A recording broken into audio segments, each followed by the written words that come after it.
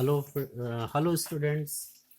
कल मैंने एक वीडियो अपलोड किया था यूट्यूब पे और वो एक्सपेरिमेंट ही था। उसको मैं देख रहा था तो हमारे पास कुछ व्यूज़ आए कि वीडियो क्वालिटी अच्छी नहीं है। तो अगर मैं बहुत हाई क्वालिटी में एचडी में उसको अगर मैं शूट करता हूँ तो फिर वो बड़ी हैवी हो जाती है। बच्चों को डाउनलोड करने में, हमको अपलोड करने में बहुत प्रॉब्लम आती है। इसलिए हम छोटी छोटी वीडियो फिर से हम बना के भेजेंगे।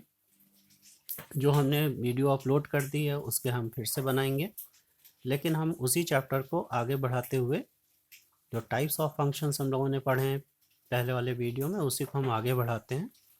और टाइप्स ऑफ फंक्शंस में हमने जो 3 फंक्शन पहले वीडियो में डिस्कस किए थे वो थे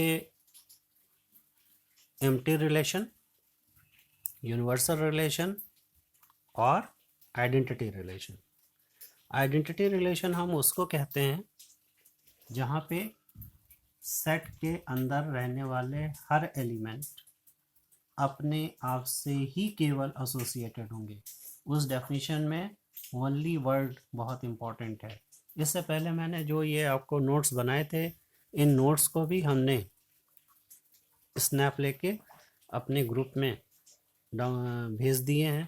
तो आप उनको देखिए, डेफिनेशन को पढ़िए और उस आधार पे हम एक्सप्लेनेशन जो भेजते हैं उसको आप समझने की कोशिश करिए। और अगर इसमें कोई डाउट आता है तो आप अपने डाउट भेज सकते हैं। उसी श्रृंखला में आज हम लोग relation function, types of function को आगे बढ़ाते हुए आगे पढ़ते हैं। तो एम्प्टी रिलेशन, यूनिवर्सल रिलेशन और आइडेंटिटी रिलेशन को छोड़ के जो सबसे इम्पॉर्टेंट 3 रिलेशंस होते हैं जिनसे क्लास 12th में 4 मार्क्स या 6 मार्क्स के क्वेश्चंस पूछे जा सकते हैं, वो हैं reflexive relation, symmetric relation and transitive relation. Now what is reflexive relation?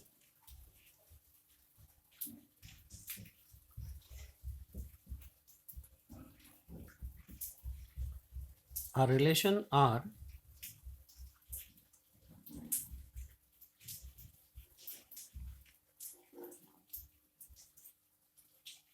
on a set A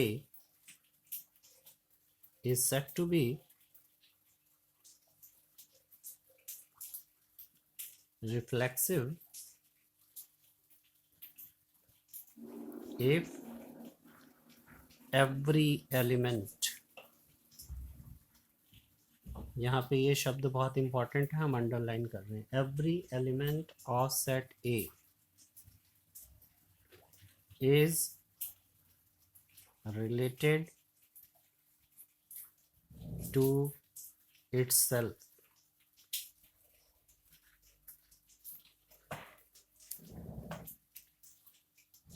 thus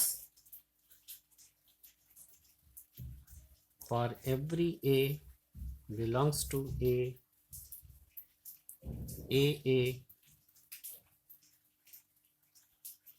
must belongs to relation R and it should be true for from both sides. इसको explain कैसे करेंगे? हमने एक set ले लिया A जिसके अंदर element हमने लिए 1 2 3। इस पे हमने एक रिलेशन डिफाइन किया, लिख दिया, जिसमें हमने एलिमेंट ले लिए 1 1 2 2 3 3 1 2 और 1 3। अब हमको ये चेक करना है, पता करना है कि R1 रिलेशन रिफ्लेक्सिव है कि नहीं है। तो हमारी डेफिनेशन क्या दी गई? Every element of A must be associated to itself, that means जितने भी एक अंदर एलिमेंट हैं उनको अपने आप के साथ एसोसिएटेड होना चाहिए, यानी कि उसको हमारे रिलेशन के अंदर होना चाहिए। तो जैसा कि हम देख रहे हैं हमारे सेट के अंदर केवल 3 एलिमेंट हैं, 1 2 3, और यहाँ पे 1 1 2 2 3 3 बिलोंग कर रहे हैं। 1 का 1 के साथ रिलेशन है, 2 का 2 के साथ रिलेशन है, 3 का 3 के साथ रिलेशन है। इसलिए जो R1 रिलेशन है वो रिफ्लेक्सिव है। As for every A belongs to A implies A belongs to R। एक चीज को बहुत ध्यान से रखिए, ध्यान में कि किसी चीज को प्रूव करने के लिए पूरा प्रोसीजर फॉलो किया जाता है, लेकिन किसी चीज को डिस्प्रूव करने के लिए वन एग्जाम्पल इज सफिशिएंट। तो यहाँ पे हम जो ये लिख रहे हैं कि for every A belongs to A belongs to R, ये हमारा लिखने का तरीका है, रिफ्लेक्सिव हो गया। लेकिन अगर हम इसी रिलेशन को मॉडिफाई करके दूसरा रिलेशन लिख दें R2, जिसके अंदर हम एलिमेंट लिख दें 1 1, 2 2 हमने नहीं लिखा, 3 3 लिख दें, 1 2 लिख दें, 1 3 लिख दें, तो ये वाला रिलेशन जो है हमारा वो रिफ्लेक्सिव नहीं होगा, not reflexive. And what is the reason?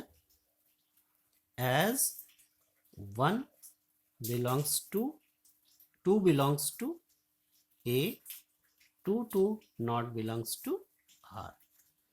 देखिए 1 का 1 के साथ रिलेशन है, 3 का 3 के साथ रिलेशन है, लेकिन 2 भी A का मेंबर है, लेकिन 2 से रिलेटेड नहीं है।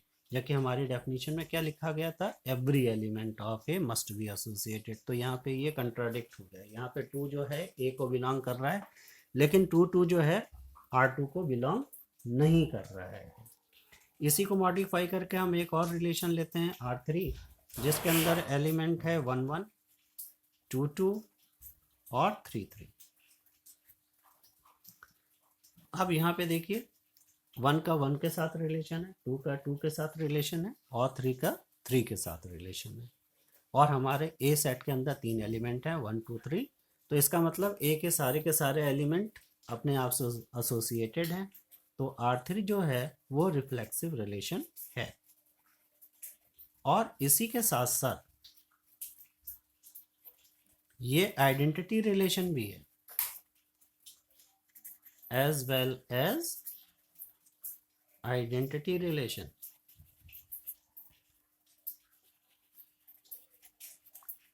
So now what is the difference between the identity relation and reflexive relation?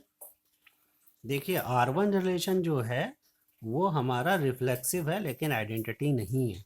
लेकिन R3 रिलेशन जो है वो आइडेंटिटी रिलेशन भी है और रिफ्लेक्सिव भी है। इसका मतलब क्या हुआ कि हर आइडेंटिटी रिलेशन जो होता है वो रिफ्लेक्सिव हो सकता है, लेकिन जो रिफ्लेक्सिव रिलेशन है वो कोई ज़रूरी नहीं है कि हर परिस्थिति में वो आइडेंटिटी रिलेशन हो। Thank you.